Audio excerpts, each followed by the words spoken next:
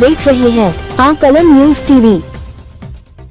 है उनको नई तकनीक के बारे में सिखाया जाता है, बताया जाता है और उनको ये बताया जाता है कि किस प्रकार से जो है नई जो चीजें आ रही हैं उसका इस्तेमाल किस प्रकार से किया जाएगा, क्योंकि ये हर साल की प्रतिक्रिया है जो कृषि मंत्रालय द्वारा जो यहाँ पर होती है।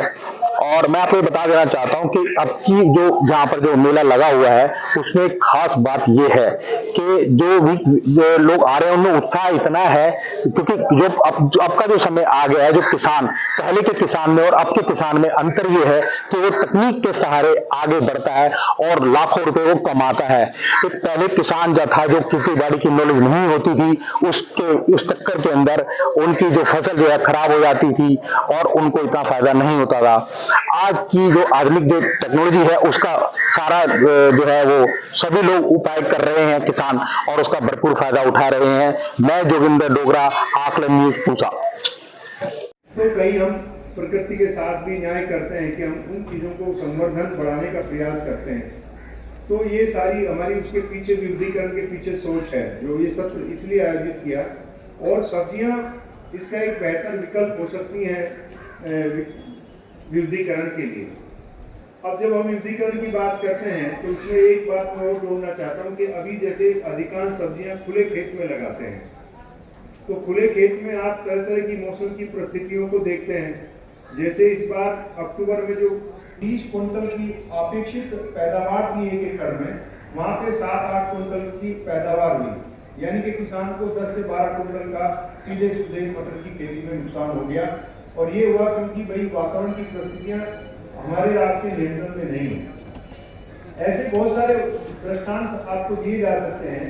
तो ये हमें इस बात के लिए प्रेरित करती है कि आप कहीं ना कहीं वातावरणीय परिस्थितियों को सहन करने की किस्मों का विकास करें। किस्मों के विकास में हमारे यहाँ कार्यक्रम चल रहे हैं, प्रयास जारी है और हम कम समय के अंतराल पे ही अच्छी किस्में, उन्नत संकर किस्मों को विकसित करने में सफल होंगे।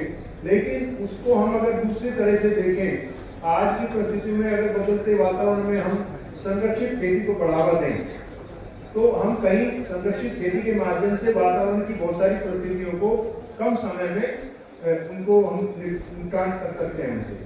अब इसके लिए क्यों आवश्यक है? अभी आपने बार बार माननीय प्रधानमंत्री जी को सुना होगा, उन्होंने कहा विकसित भारत का लक्ष्य रखा गया, 2047 तक भारत विकसित राष्ट्र के रूप में बनना चाहता है। तो उसमें हमारे लक्ष्य निर्धारित किए कि 700 मिलियन टन बागवानी फसलों का उत्पादन हमको करना है, जिसमें लगभग 450 मिलियन टन हमें सब्जी पैदा करनी है। और सब्जी की आज की जो औसत पैदावार है वो हमारी 19 टन प्रति हेक्टेयर के आसपास है।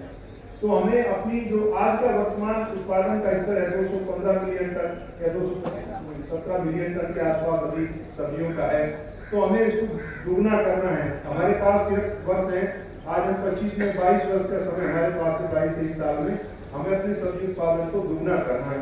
तो दुगना करने के लिए एक विकल्प हमारे सामने संरक्षित खेती मुझे दिखाई देता है कि हम कम क्षेत्रफल में अधिक उत्पादन लेकर के अपने लक्ष्यों को प्राप्त कर सकते हैं। लेकिन उसके पीछे चुनौतियां क्या, इसमें हमारी बहुत सारी फसलें बागवानी की जो है संरक्षित अवस्थाओं में नहीं उगाई जाती हैं। आप जानते हैं, जो लोग संरक्षित खेती से अवगत हैं, उसमें हम टमाटर, खीरा, शिमला मिर्च, लाल पीली शिमला मिर्च, ये प्रमुख रूप से हम उगाते हैं। लेकिन इसके अंतर्गत और बहुत सारी फसलों के उगाने की संभावना है, उसमें खरबूजा हो, चाहे करेला हो, और मैं तो ये मानता हूँ कि आगे आने वाले समय भिंडी और इसमें जो है बैंगन, ये दोनों फसलें, मिर्ची भी इसके अंदर सम्मिलित हो जाएगी। ये 3 और नई फसलें इसमें जुट जाएंगी, जिनको हम इसके अंदर उगा करके और उनकी उत्पादकता बढ़ा सकते हैं। अब आप कहेंगे कि आप संरक्षित खेती के लिए हमको क्यों प्रेरित करना चाहते हैं? मैं आपके सामने उदाहरण रखना चाहता हूँ कि अगर आप खीरे की खेती करते हैं, खीरा साल में हमारे देश में उत्तर भारत में या मध्य भारत तक वर्ष में 2 बार आती है। 8 से 9 टन की आती है, 10 टन मिलेगी, मैं 10 टन ऊपर की आंकड़ा मानता हूँ। अगर हमने एक साल में 2 फसल ले ली, 1 एकड़ में, 1 हेक्टेयर में, तो हम अधिक से अधिक 30 टन खीरा ले सकते हैं। अगर हम आप देख रहे थे जोगिंदर डोगरा के साथ आकलन न्यूज टीवी।